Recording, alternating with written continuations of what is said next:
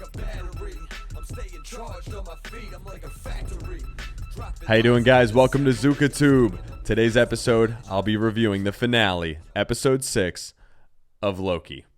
And this episode is titled For All Time, Always. And basically, okay, so I'm going to give you a general heads up. Here comes the spoiler message. Spoilers. You spoiled. All right, so basically what I got to say is this whole episode is new stuff. So there's going to be spoilers throughout every aspect of what I'm going to talk about in this episode, which is a little bit different, obviously, than before when I would do the spoilers at the end of the episode after the review, right? And I'm going to play some clips throughout it. I'm going to start with the promo, and which is their typical mashup of stuff. It doesn't really give you a general scope of what the episode's about, but it gives you a couple new shots and stuff like that. I'm going to give you a couple other clips, and we'll talk about some things, and I'll give you my review pretty much overall for the season and the episode. So here we go. Let's do this promo. I'm a villain. Saving the universe is new for me. The Loki series It's new for is him. about to change. And I could use all the help I can get. Everything we know Was for about nothing. the Marvel Cinematic Universe. There's no need to be dramatic, but yeah. Open your eyes. I will do Yeah, whatever Tommy it Wiseau, takes to open your ensure eyes. The survival of my timeline. Oh, hi, Mark. The survival of humanity. This isn't about. They're at least protecting showing the more TV of what at this all, whole season's is been it? about here, which is Lady Whatever Loki. happens is just a new So time. I figure at this It would point be it's the finale. impossible to What start does an anybody episode. care?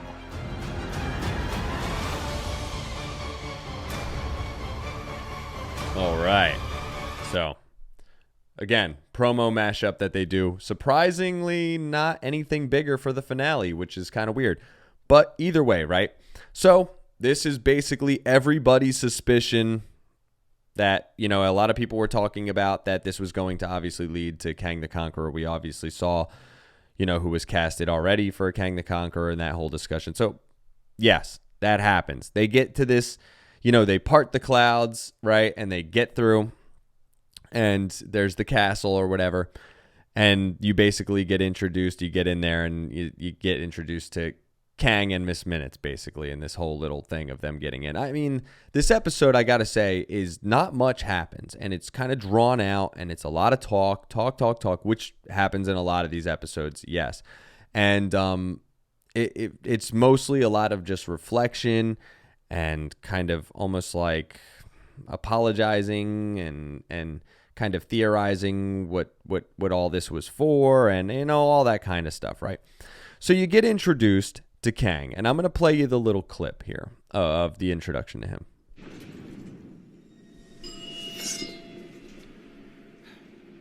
Ooh, swords drawn. He who remains. He who remains. He who remains, they name him as, but obviously we all know this is Kang, right? So one thing I got to say, obviously, is like they did so much over the top, right? Like renditions of Loki and all this stuff. I mean, for Christ's sakes, the whole show's drive is Lady Loki. And, you know, Loki's just a damn lapdog. Like, they couldn't have been a little creative with the appearance of Kang. Like, I get that they did a really worn down bootleg cosplay version of the one here I'm showing on the right in the back. But, yeah, the middle version of Kang is what we all kind of know and remember in the comics. So I don't know why they didn't really make him really awesome and badass looking. Like he looks like a half homeless Mad Hatter. But either way, right? They're greeted also by Miss Minutes, and you know, she's basically saying that they're at the Citadel when they get there, you know. And Miss Minutes is trying to give them a deal where they can rule over the entire timeline, you know, because Kang basically explains himself and explains like that he could kind of manipulate time and they can kind of do their thing and certain things can be avoided and all that kind of stuff. Well, they decide to obviously turn down the deal, right? And they show Kang's kind of history, you know, about the variance of himself and trying to improve on the world while wanting to kind of rule over each other and causing chaos in the multiverse and all that. I'm going to play a little clip of that for you guys. Eons ago, before the TVA, a variant of myself lived on Earth in the 31st century. 31st century. He was a scientist, and he discovered that there were universes stacked on top of his own, using the best of their universes to improve the others. Not every version of me was so pure of heart. Yes, exactly. So basically, you know, he's obviously saying that he's been doing this whole thing and he's narrowed it down to the pretty much best possible thing. Like, you know how Doctor Strange did his whole meditation thing, and like he had the whole situation where he went through a billion scenarios or whatever, and he figured out the only scenario that's going to work, you know, during Endgame, right? Same kind of deal basically with Kang. He did the same thing, and this is kind of what's keeping the time stream, you know, structured, right? Okay. So Mobius, they show him, right, confronting Renslayer. And Renslayer, she ain't having it. She's obviously kind of trying to stay under Kang's rule. And obviously in the comics, that is a love interest of Kang. So, like, I don't know if they're ever going to show anything about that, you know, but we'll see, right? Then you see Missy Elliott, B-15, finds out, you know, Renslayer used to be like a teacher in like 2018 or some kind of stuff. And she's combing through, because she's been awoken now, you know. So, final shout out to you know, B-15, Missy Elliott, and the Minutemen. So,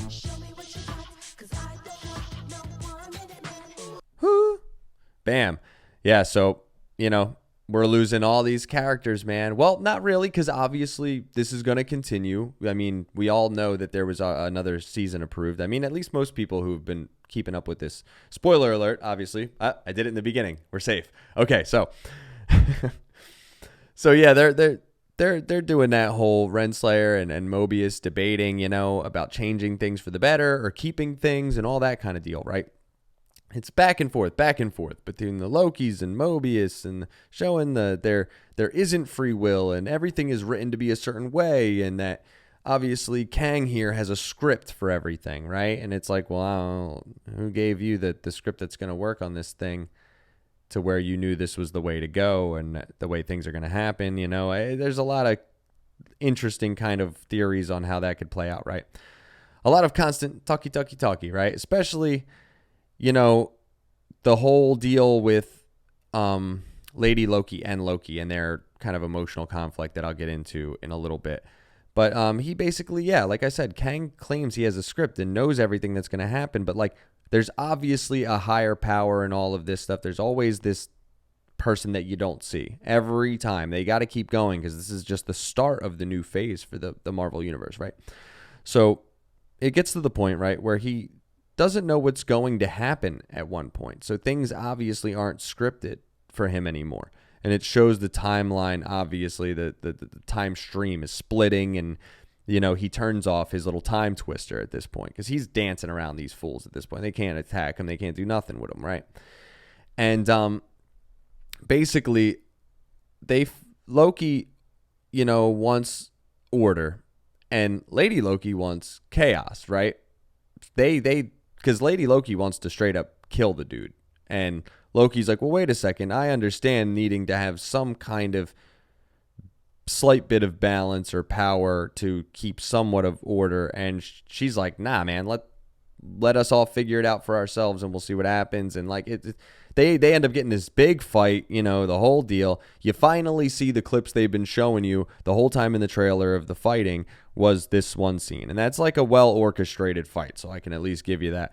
And then it's, of course, the typical, like, your love will bring them together from the previous episodes. But the thing I got a problem with is this whole thing is around the fact that these are all variants of Loki. And it's not like he's doing a version of love for another individual other than himself or for something bigger than himself. He is doing it specifically in the way they kind of play it out in one perspective for himself, because it's for her, and she is a variant of him. And although she insists that she's not, I mean, that's technically the way this is, you know what I mean? And they fight and they do this ridiculous kind of like kiss scenario, and then like obviously things go a little haywire from there, and you're like, and it's so typical, but at the same time, like, I don't like the idea of them saying that, like, their love is going to bring an end to this whole thing, and then this happening. I mean, I like the twist to it at the same time, but obviously the message is still out there, and the emotion between the characters and the connection is there and developed. And I don't like that whole kind of self-love, vanity, pride kind of thing. Like, that's obviously anybody who realizes the direct reference to a lot of scripture stuff they do in this show, especially in the beginning with the church stuff and everything. I don't understand why they're then pushing the kind of perspective of, vanity or the sin of pride, in a sense, where he's in a self-love kind of state, and that's what's ultimately going to end this, unless they're going to just reveal that he was fooled into loving himself, and that's really not him at all, and that they've been tricking us, and that's not a variant of Loki. So I feel some type of way about that. Let me know how you guys feel about that, because that is a very weird kind of perspective, and I've had a real problem with the way they've done a lot of the perspectives and the endings of these shows lately, and I'll go into that at the end, but I want to finish this off right. So they fight and they kiss and everything. Let me play this clip too.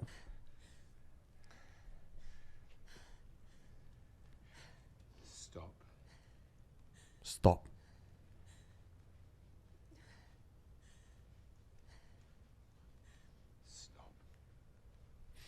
Yeah. Chill, bruh. I've been where you are. Yeah, I know, because it's you. I've felt what you feel. I just want you to be okay. And those of us who obviously knew this was coming, this was just an obvious thing to play out. I mean, man, this was like kind of a drag after such an epic fight. But I'm not you. Yeah, so obviously she does that, and by doing that, she's going to basically kill Kang, and that's obviously the whole thing that they played out for you right in the beginning, that obviously there's multiple versions of himself, and that his version and his way that he's playing out this script was the most successful choice to avoid chaos. So obviously killing him doesn't solve anything, and it doesn't leave the universe like free of Kang. He told you what's going to happen, and I don't think she pays attention to that. And obviously by killing Kang, you're basically fracturing the timeline so greatly that there will be lots of Kang. And that's how they're going to do the whole deal for the new season, right? And there is literally like no goddamn like epic like finale to this. There was that, obviously, then things are going to be a little haywire from there, because they do play that out, like I said, for you. You know what's going to happen with this being said, because he basically winks at her and he's like, see you soon. And she's like, huh? Like, really, dude? Like, he literally said it all for you. Everything has been played out. Like, you've been messing with time yourself. You know what this does. What in that? Like, why are you playing stupid now at this point? And obviously, once again, this is the frontline person of this show. Loki is just constantly kicked to the side because the show hasn't been about Loki, except for the fact that everything's Loki themed. But Lady Loki is the center of this show, and he is just a constantly degraded and demeaned character who is used as the comedy of the show and is just a tag along. And so basically, right, after that happens, they show like them looking at the timekeeper statues. Like it flashes over, and Loki's back at the TVA. So he's looking around, and he's trying to talk to Mobius and B-15. And this is another major thing. The TVA, high security thing, right? Obviously, there's not just a variant of Loki floating around the place in a new version of a timeline, but he's there, and he runs up to them and starts talking to them casually. What? Anything that they see as a threat, they try to vaporize instantly, and they're just going to listen to him and be like, oh, I don't know what you're talking about. What is going on? But that's whatever, right? But either way, he looks over, and where there were the statues of the timekeepers, where there's giant elevator things and the whole deal, right? It's just obviously a statue of Kang, and that's how he knows now that he's in a different time frame or multiverse world or whatever you want to call it, right? It's just a different version of the timeline now. The TVA is totally different and everything, right? And then the Mobius and B-15 from the other timeline are still looking for Loki, right? And that's all they give you. And literally the only other spoiler is this. Loki will return in season 2. Like, for real, dude? Okay, so first of all, this show has been all 5s and 6s across the board for the review for all the episodes. And this one especially, I'm giving like a straight up 4 out of 10. I mean, not only was it a drag, and it pointed out a lot of the obvious stuff that they kind of hinted at the whole time, but then on top of it, like, they're going to play you like an idiot, talk over what's going to happen, and then do it and act like it's a twist, and then that stuff happens. And you're like, really? These people have been dealing with this whole time manipulation, the timelines, the TVA, the everything, and how this all works, and they encountered so many versions of themselves, and they basically played with the same amount of intelligence as they did in the beginning at this point. I don't really go for that. But either way, I mean, the fight was enjoyable. I mean, the Kang's character on screen is an enjoyable, like, presence. He's got a lot of, like, he's kind of steals the show, you know what I mean? He's a good talker in the whole thing. So, like, but man, it all drags for me, and it was meaningless. And I would have loved to have seen, obviously, Kang be a little more decorated in his outfit. Like, they could have, like I said, like, they could have at least given the badass collar and helmet or something. Like, dude, he looks like like I said, like a damn, like, homeless Mad Hatter. And I don't like the way they ended the perspective, like I had said, with the whole vanity kind of self-love aspect of what drove them to do what they did, as far as Loki and Lady Loki goes, potentially. And I especially, like, when you look back, and I didn't like the way they did Falcon and Winter Soldier at the end, when you have this whole group, the Flag Smashers, and they're killing people and kidnapping people and destroying property and causing insurrections and all this different stuff. And then at the end, you give these people this giant lecture and freak out about calling them terrorists. What do you call them? Mass murderers, kidnappers, arsonists? Like, how, like, what kind of joke, moral code is that? Like, I'm done with that whole, like, nonsense. And then with WandaVision, I had a real big problem with, you have a character that uses her own self-interest and issues with her own life and doesn't go to her community that's built for you this whole entire phase of Marvel, and goes off and enslaves thousands of people and engulfs an entire damn town in New Jersey. And the federal government does what they have to do to try to save that from happening and stop it, and get whatever government assets they can back. And by the end, the head of that group gets arrested, and then they look at Wanda for what she did. I mean, literally, these people were tortured to the point where they were begging to die at the end of this show. And then she goes, and she's like, and they tell her at the end, they let her go free, and they're like, they will never understand what you sacrificed for them. What? Their lives?